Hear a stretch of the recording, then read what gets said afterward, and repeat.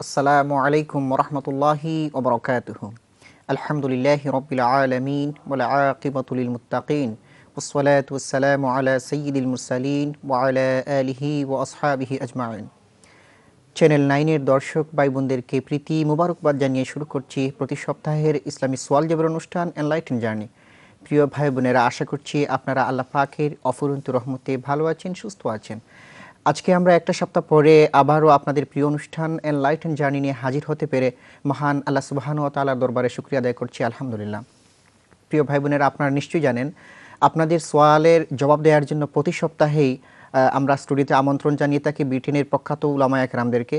আজকে যথারীতি আপনাদের প্রশ্নের জবাব দিবেন ফাজিলাতুশ শেখ, পিকাডিলি জামে মসজিদের সম্মানিত খাতিব, এই কমিউনিটির অত্যন্ত শ্রদ্ধাভাজন আলেমে দ্বীন হযরত মাওলানা শেখ মাওদুদ হাসান। আমি অনুষ্ঠানের পক্ষ থেকে শেখকে মোবারকবাদ জানাচ্ছি। আসসালামু আলাইকুম রাহমাতুল্লাহ।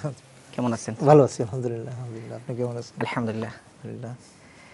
প্রিয় ভাই বোনেরা, আশা করছি আপনারা আমাদের অনুষ্ঠানের সাথে শুরু থেকে শেষ পর্যন্ত থাকবেন। যারা আপনাদের কাছে ফোন করবেন, দয়া করে আপনাদের টেলিভিশনের ভলিউমটা মিউট করে আমাদের কাছে আপনাদের প্রশ্ন রাখবেন। প্রিয় ভাই বোনেরা, আমরা প্রতি সপ্তাহেই যথারীতি আপনাদের প্রশ্নের ফাঁকে ফাঁকে একটা বিষয় নিয়ে কথা বলে থাকি। আজকে আমরা যে বিষয়টা নিয়ে কথা বলবো তা হচ্ছে মুসলিম উম্মার দায়িত্ব ও কর্তব্য। এ বিষয়ে আমরা শাইখের সাথে কথা বলবো ইনশাল্লাহ। তার আগে বোধহয় কলার আছেন, একজন কলারকে চলে আসছেন, আমরা কথাগুলো শুরু করি না হয় না? আচ্ছা ঠিক আছে। আচ্ছা জি, হ্যাঁ, আমার মনে হয় কলার চলে গেছেন। আচ্ছা, তাহলে শুরুতেই আমি আপনার কাছে আসবো, আমরা যে বিষয়টা নিয়ে কথা বলবো ইনশাল্লাহ সেটা শুরু করার জন্য ইনশাল্লাহ। বিসমিল্লাহির রহমানির রহিম, আলহামদুলিল্লাহ রাব্বিল আলামিন, ওয়াসসালাতু ওয়াসসালামু আলা সাইয়্যিদিল মুরসালিন ওয়া আলা আলিহি ওয়া আসহাবিহি আজমাইন, আম্মা বাদ। শ্রোতা দর্শক মণ্ডলী, আমরা মুসলিম উম্মার দায়িত্ব কর্তব্য নিয়ে আলোচনা করার জন্য ঘোষণা দেওয়া হয়েছে। মুসলিম উম্মা বলতে আমরা যারা মুসলমান, বিভিন্ন দেশে, বিভিন্ন উপমহাদেশে, দুনিয়ার প্রত্যন্ত অঞ্চলে বসবাস করছি, যারাই মুসলমান তাদেরকেই মুসলিম উম্মা বলা হয়, মুসলিম উম্মার সদস্য বলা হয়। আমরা জায়গা, স্থান এবং পাত্র ভেদে আমাদের প্রত্যেকের দায়িত্ব আছে এবং এই দায়িত্বগুলো আমাদেরকে জানতে হবে এবং সেই দায়িত্বগুলো জানার পর সেই দায়িত্বগুলো যাতে আমরা পালন করতে পারি সেই জন্য আমাদেরকে চেষ্টা করতে হবে। তো দায়িত্ব এবং কর্তব্য আলোচনা করলে ঘন্টার পর ঘন্টা আলোচনা করা যেতে পারে এবং বিভিন্ন দৃষ্টিভঙ্গি থেকে আলোচনা করা যেতে পারে, কিন্তু আজকে সংক্ষিপ্ত পরিসরে আমি যে কথাটা প্রথমে বলতে চাই সেটা হচ্ছে যে শেখ, আমরা মুসলিম উম্মার চমৎকার আলোচনা শুনছিলাম, আপনার কথাটা আমি একটু পরে শুনবো ইনশাআল্লাহ। তার আগে একটা ফোন নিয়ে আপনার আসবো ইনশাআল্লাহ আপনার কাছে। জাযাকাল্লাহ, বারাকাল্লাহ ফি। আসসালামু আলাইকুম। সরি, আমরা বোধহয় কলারকে হারিয়ে ফেলেছি। জি শেখ, প্লিজ কন্টিনিউ করতে পারেন। তো আমি যে কথাটি বলতেছিলাম যে মুসলিম উম্মা, এই মুসলিম উম্মা প্রথমে আমরা কারা এটা জানা দরকার। তারপরে আমরা যারা বর্তমানে মুসলিম উম্মার সদস্য, আমাদেরকে আমাদের সমস্যাগুলো জানা দরকার এবং সমস্যার যদি আমরা সমাধান না করতে পারি তাহলে আমরা মুসলিম উম্মা হিসাবে যে সামনের দিকে যে যাওয়া, অগ্রসর হওয়া, আমাদের উন্নত জীবন এবং উন্নত পজিশন সৃষ্টি করা, এটা কোনোভাবেই সম্ভব হবে না। প্রথম হচ্ছে যে আমাদের সমস্যাগুলো কোথায়, আমাদের প্রবলেম কোথায়, সেগুলা কিন্তু আইডেন্টিফাই করা দরকার। এবং আমার মতে অতি সহজভাবে, অতি সরলভাবে আমি যে কথাটা বলবো যে মুসলিম উম্মার জন্য বর্তমানে বা সকল সময়ের জন্যই যে দুটি প্রধান সমস্যা, এই সমস্যাগুলো হচ্ছে, প্রথম নম্বর হচ্ছে যে আমরা যারা মুসলমান তারা ইসলাম সম্পর্কে আমরা জানি না, ইসলাম সম্পর্কে অজ্ঞ। শেখ, হ্যাঁ, আমি আবারও আপনাকে ডিস্টার্ব করছি, একটা কল আছে, আমি কল নিয়ে তারপর আপনার কাছে আবার আসবো ইনশাআল্লাহ। জাযাকাল্লাহু খাইর। আসসালামু আলাইকুম। হ্যালো, আসসালামু আলাইকুম। ওয়ালাইকুম আসসালাম ওয়া আসসালাম রাহমাতুল্লাহ। রহমতুল্লাহ। আপনার প্রশ্ন বলেন বোন। আমার প্রশ্ন হচ্ছে লিজান নামের অর্থ কি? একটু ক্লিয়ার করে বলবেন প্লিজ। লিজানুল হক নামের অর্থ কি? কি আসলে আপনার আমার মনে হচ্ছে যে টেলিভিশনের ভলিউমটা আপনার মিউট করলে আমরা আমাদেরকে ক্লিয়ারলি বুঝতে পারবো প্লিজ। শুনতে হবে প্রপারলি, তাহলে আমরা উত্তর দিতে পারবো। আপনি একটু ক্লিয়ারলি বলবেন প্লিজ। লিজানুল হক নামের অর্থ কি? মিজানুল হক। জি। আচ্ছা ইনশাআল্লাহ। আর কোনো প্রশ্ন আছে আপনার? জি না, আসসালামু আলাইকুম। ওয়ালাইকুম আসসালাম ওয়া রাহমাতুল্লাহ। জি শাইখ। বোন প্রশ্ন করেছেন নামের অর্থ মিজানুল হক, মিম ইয়া জা আলিফ নুন আর হক। মিজান শব্দের অর্থ হচ্ছে পাল্লা। আল্লাহ রাব্বুল আলামিন এই কিয়ামতের দিনও আমাদের যে সওয়াব এবং যে সমস্ত পাপ সেগুলাকে মিজান করবেন, পাল্লা দিয়ে মাপবেন। তো এটাকে বলা হয় মিজান এবং পাল্লা, এবং হকের পাল্লা, যে সত্যবাদী সে এবং সত্যবাদিতার যে পাল্লা ধরে রাখে তাকে মিজানুল হক বলা হয়। অতএব এটা খুবই সুন্দর নাম, এবং ইনশাআল্লাহ যে মিজানুল হক সে ইনশাআল্লাহ হকের পথে সে চলা তার জন্য সম্ভব হবে ইনশাআল্লাহ। ইনশাআল্লাহ আমরা সে দোয়া করি। নেক্সট কলার, আসসালামু আলাইকুম। ওয়ালাইকুম সালাম। আপনার প্রশ্ন বলেন প্লিজ। আমার প্রশ্ন হলো যে রোজা মাস শেষ, তো শাবান মাসের প্রথম তারিখ থেকে কি রোজা রাখা লাগবে 15 তারিখ পর্যন্ত?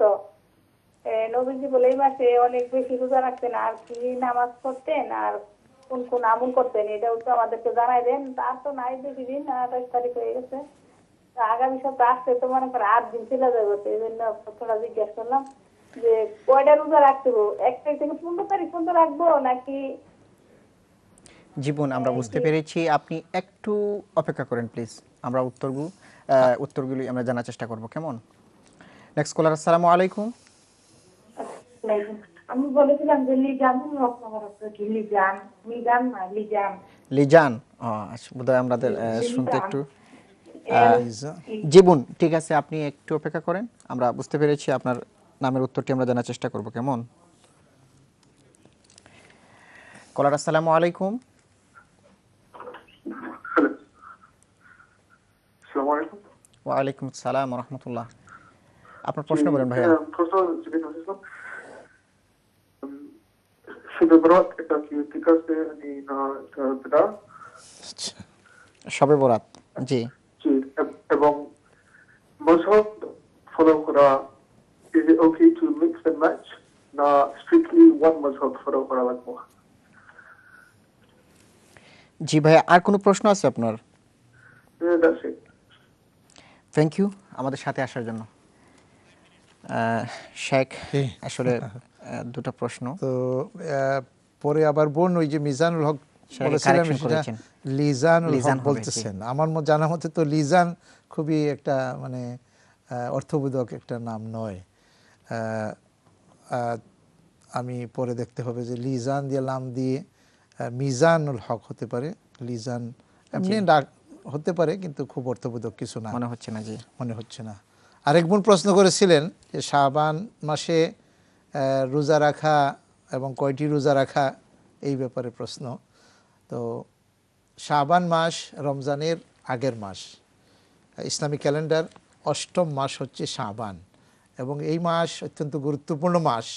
রমজান মাস যেহেতু একটি অত্যন্ত গুরুত্বপূর্ণ মাস, গুরুত্বপূর্ণ একটি যে মাসে আমরা বেশি বেশি রোজা রাখবো এবং বেশি বেশি করে ইবাদত করব, সেটার প্রস্তুতি হিসাবে যে আগের মাসে এই প্রস্তুতি নেওয়ার জন্য হাদিস থেকে আমরা কিছু ইন্ডিকেট পাই। এবং শাবান মাসে বেশি বেশি করে রাসূল সাল্লাল্লাহু আলাইহি সাল্লাম রোজা রেখেছেন। এবং হযরত আয়েশা রাদিয়াল্লাহু আনহা বলেন যে রাসূল সাল্লাল্লাহু আলাইহি সাল্লামকে নফল রোজা রাখার জন্য আমি সবচেয়ে বেশি দেখেছি শাবান মাসে তিনি বেশি রোজা রেখেছেন।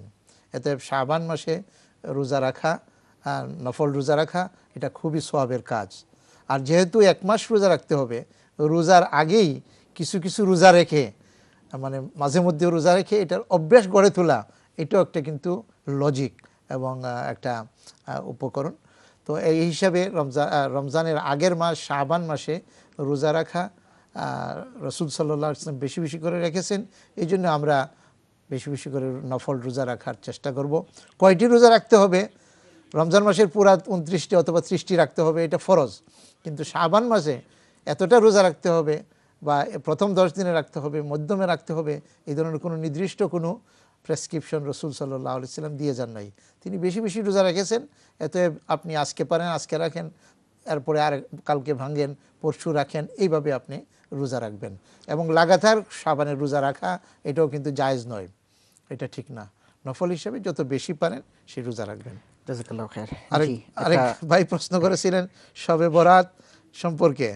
আসলে প্রশ্নকারী কিন্তু এগুলো জানেন, মানে যারা শবে বরাত বা এই ধরনের নিয়ে রিসার্চ করেন তারা এর জবাব জানেন। শবে বরাত এই রমজান মাসের যে মধ্যম রাত্রি, অর্থাৎ 15 তারিখের যে রাত্রি, শাবান মাসের 15 রাত্রি, সেটাকেই বলা হয় শবে বরাত। সব শব্দের অর্থ যে রাত, আর বরাত বলা হয় যে ভাগ্য, অথবা আপনার বরাত শব্দের অর্থ হচ্ছে গুনাহ মাফ হওয়া।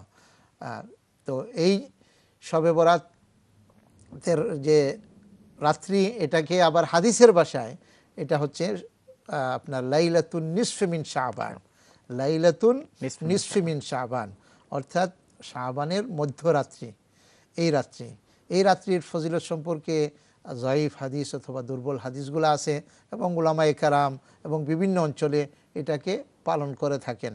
তবে এই পালন করতে গিয়ে শরীয়তের যেটা আদেশ নাই, শরীয়তে যে সমস্ত হুকুম আহকাম নাই, সেগুলো নিয়ে কিন্তু বাড়াবাড়ি করা প্রয়োজন নাই, এবং এটা যদি করা হয় তাহলে বিদআতে রূপ লাভ করবে।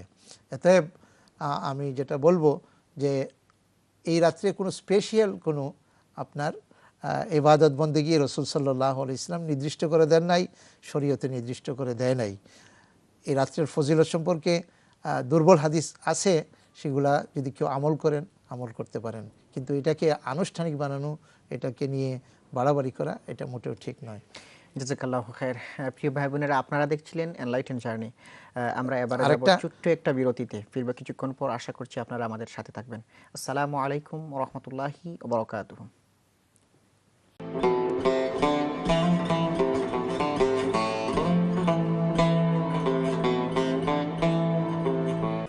আপনারা দেখছেন এনলাইটেন জার্নি, সৌজন্যে orchid money transfer, city Fox এবং দাতা জুয়েলার্স।